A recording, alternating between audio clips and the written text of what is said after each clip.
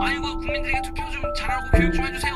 이게 도떼기 시장입니까? 이게 무슨 뭐 동네 슈퍼입니까? 거기 와 이게 좀 그리고 서영교 의원은 이게 한두 번이 아니잖아요. 재판거래 의혹이 있잖아요. 본인 지역구에 바지 벗고 성추행한 그 강제추행죄에 대해서 판사를 불러가지고 국회 출입하는 판사를 불러가지고 내 지역구에 이러한 사건이 있는데 이 피고인에 대해서 벌금형으로 어떻게 좀 안 되겠냐 이러한 재판거래 의혹이 있지 않습니까? 서영교 의원이 이번에 한두 번이겠어요. 뭐 변호사협회장하고 밥 먹는 거는 그렇다 치더라도 서영교 의원이 국회의원으로서 자질이 굉장히 인식이 잘못되어 있는 겁니다. 국회의원 이것도 못해요? 그럼 아마 이럴 거예요. 서영교 의원 자기네 집에 정전이 됐잖아요.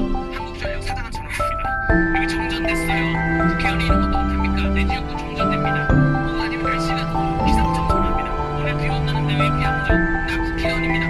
이게 뭐예요 이게 서영교 의원 말에 의하면 다 본인의 사고와 관련된 거는 다 내가 전화할 수 있다. 지금 이거거든요. 되게 재밌네. 아 재밌죠? 아니 목소리가 비슷해서요. 저 그거 맞아요. 서영교 목소리 비슷했네. 의원 중에 성대모사를 했는데 마이크가 안 나오면 방통위원장 전화하겠죠. 지금 엄주부에 마이크가 안 나오는데 이거 어떻게 된 겁니까?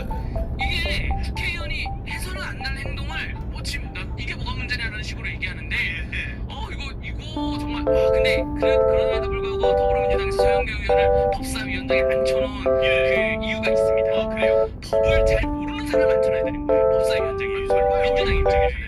그러니까 국조특위 보셨죠? 그러니까 무식하면 용감하다 그런 걸로. 그래서 서영교 의원은 입력되는 입력되는 대로 목적만 가지고 질문하는 사람이에요. 그래서 법사위에 지금 첫 번째 파이널 퍼포즈가 공소 취소 아닙니까? 그래서 여기에 대해서 아주 그냥 그리고 좋게 말하면 이제 불도저 같은 스타일로 밀고 나가는 거거든요. 양심 있는 법조인을 앉혀놨다. 법사위를 그렇게 운영 못하거든요. 양심 있는 사람이 법을 좀 아는 사람이 그 법사위를 들어간다. 절대 이렇게 운영 못합니다. 근데 서영교 의원을 앉혀놓으면 이렇게 안하무의식으로 여기저기 전화 막 하고 그리고 막 판사 부르고 막 이런 식으로 그냥 밀고 나갈 수가 있기 때문에 그래서 앉혀놓은 그런 건 좀 인정합니다.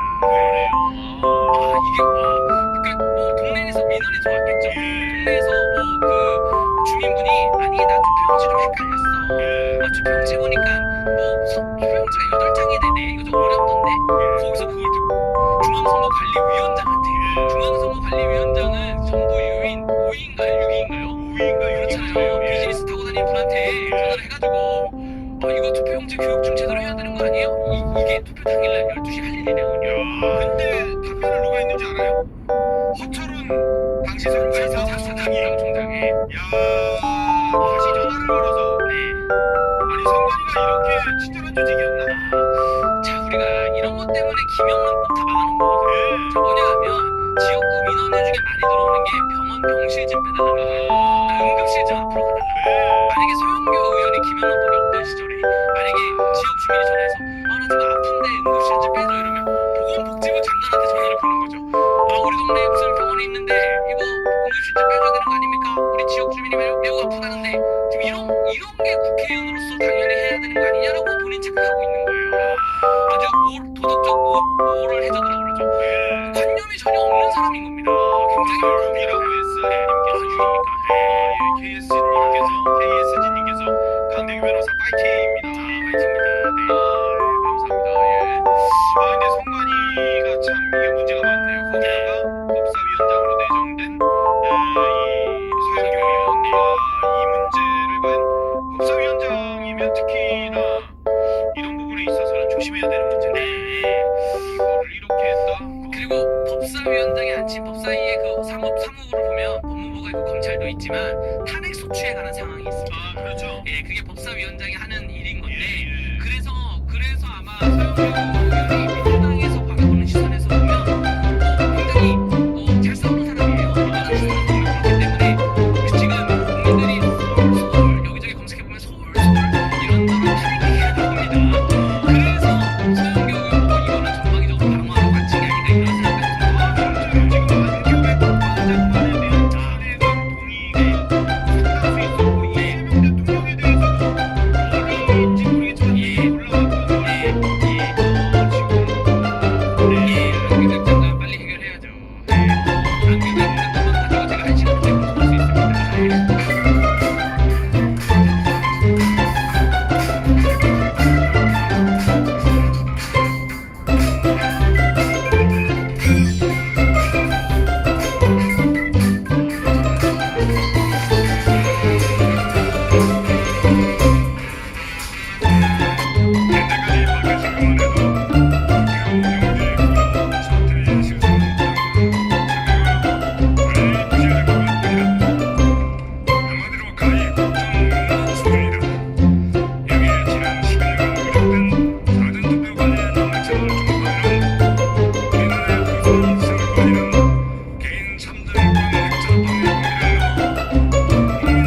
지배하는 자유헌정 질서 유린과 정치 파악의 이유와 요인이 드러났다.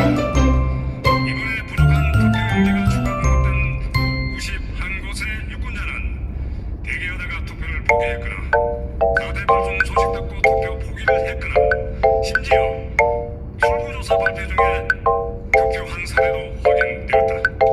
개표 과정에서는 수십 곳에서 쌍방의 개표 결과가 노출되었다.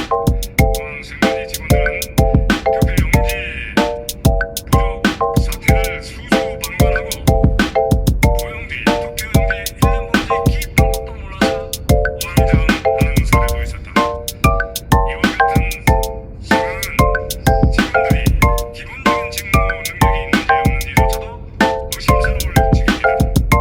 이와 같은 상황은 모든 투표 준비는 선거 하루 전에 완료되어야 한다는 공직선거법 제551조의 명문의 법적 책무마저 도외시한 결과이며 선거의 시도, 당도, 견제 시스템이 붕괴되고 공직 기강이 파탄된 결과에서 비롯된 것이다.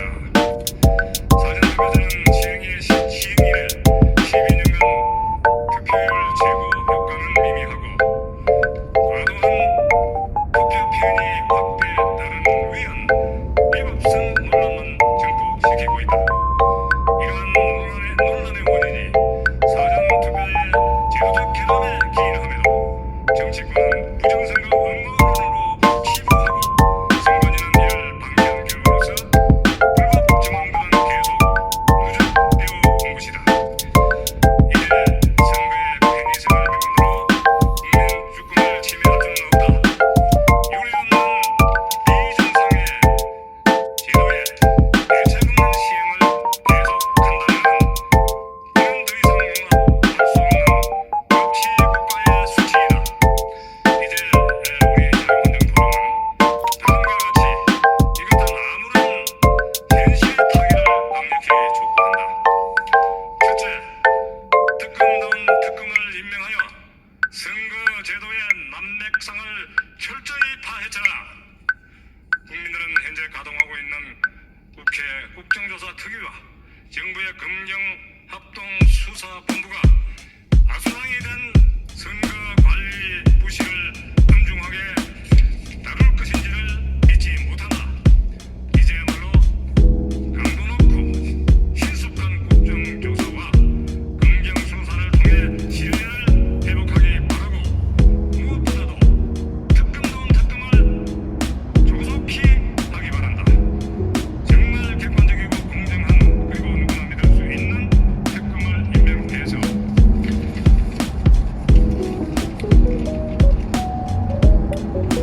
한 점에 소란도 없는 이익을 초월하여 진정한 수사를 통해 진상을 철저히 규명하고 잘못을 저지른 자는 상한을 막론하고 모두 반론 세분하여 책임을 물어야 할 것이다. 둘째, 제도적 계획을 혁명 수준으로 달려가라. 정부가 법률에 부여한 국가의 선거제도 운영과 관리 책무는 평등성과 투명성 그리고 선거 부정 방지를 위한 공정성 보장, 특히 사후에 실물 대조 검증이 가능한 자료의 확보이다. 본투표에서 직접 수집 보관하는 실물 대조 검증 자료를 사전투표 단계에서는 확보하지 않아서 불법 투표지 여부의 대조 검증 자체가 불가능한 상태이다. 한마디로 사전투표제는 총체적으로 위헌, 위법, 부당하여 이를 방치하는 것은 국가의 직무유기이다. 대법원 헌법재판소도 과거부터 문제점 지적을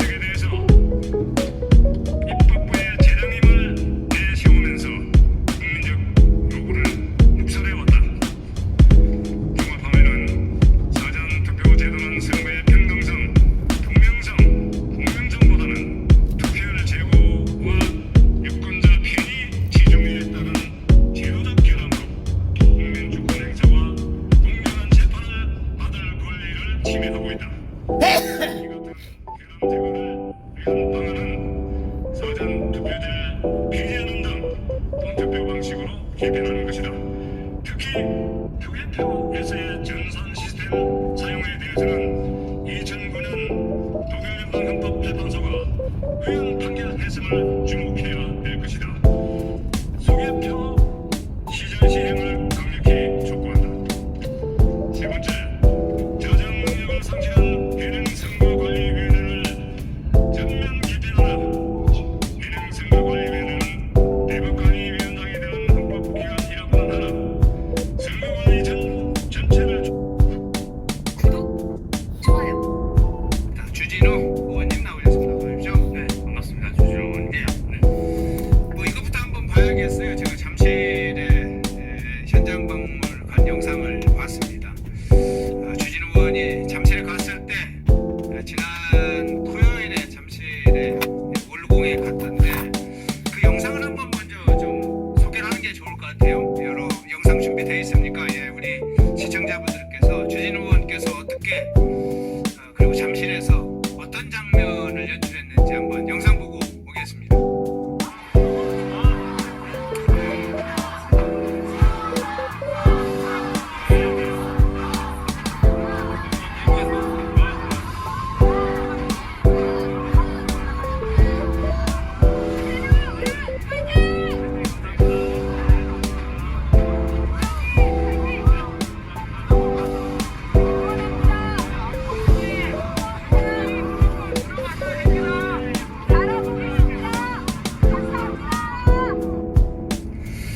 제가 영상 긴 걸 사실 다 봤는데 저는 연예인 스타인 줄 알았어요.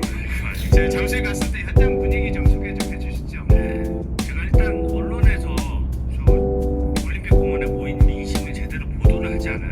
예. 그래서 저도 사실 그것을 좀 국민들에게 더 알리고 싶어서 올림픽 공원에서 얼마나 순수하게 참정권을 외치고 있는지 오늘 좀 보여드리려고 봤는데 마침 또 팬앤마이크에서 고생하시면서 또 현장 영상을 찍어주고 계시더라고요. 그래서 거기 가봤더니 자원봉사자분들도 너무 고생 많이 하시고 뭐 계속 폭력 시인 것처럼 몰고 가서 어떻게든 못 모이게 하려고 하는 건데 그럴수록 우리는 더 모일 것이라는 점을 말씀드리고 싶습니다. 자, 그런데 저 영상에서는 안 나왔습니다만 본래 이제 다른 영상을 보면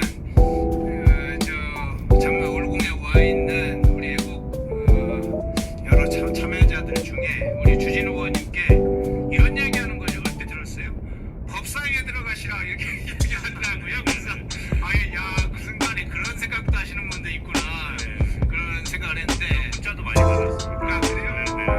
네. 이번에 법사위원장을 야당이 갖는 거는 너무나 당연한 건데 이게 헌법상으로도 굉장히 중요한 균형이거든요. 국회가 균형을 잡아야 입법 폭출을 안 하게 되는 것이고 국민들의 삶에도 균형을 잡을 수 있게 되는 것인데 그거를 이번에 또 독식을 하려고 하는 겁니다.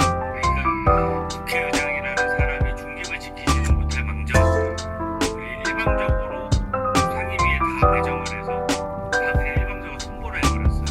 그러다 보니까 제가 어이없게도 법사위에서 빠져있는 상황이 됐고 그리고 법사위를 저는 당연히 희망하고 있는 상황인데 뭐 저를 빼겠다는 얘기는 제가 법사위에 박혀 있으면은 이재명 공소 취소 어렵기 때문 아닙니까?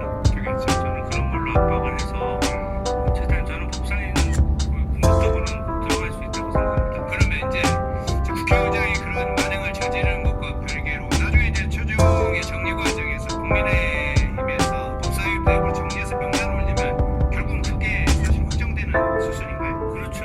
우리가 월드컵 경기를 해도 자기 선수 라인업은 자기 팀에서 짜잖아요. 예, 그런 것처럼 그 법사위에 들어갈 국민의힘 분들은 국민의힘에서 짜는 겁니다. 그렇기 때문에 사실상 지금은 우리가 강력히 투쟁을 해야 된다. 법사위원장 자리, 운영위원장 자리를 내놓으라고 하는 상황이기 때문에 일단 그 투쟁이 원내 지도부에서 먼저 그 국회의원들의 힘을 모아서 투쟁을 하고요. 만약에 마지막으로 결정이 되면 의원들끼리 또 바꾸는 방법도 있어요. 그래서 제가 법사위에 들어가는 문제는 사실은 뭐 당연히 해결 가능한 문제인데 그게 중요한 게 아니라 법사위원장은 우리 국민의힘이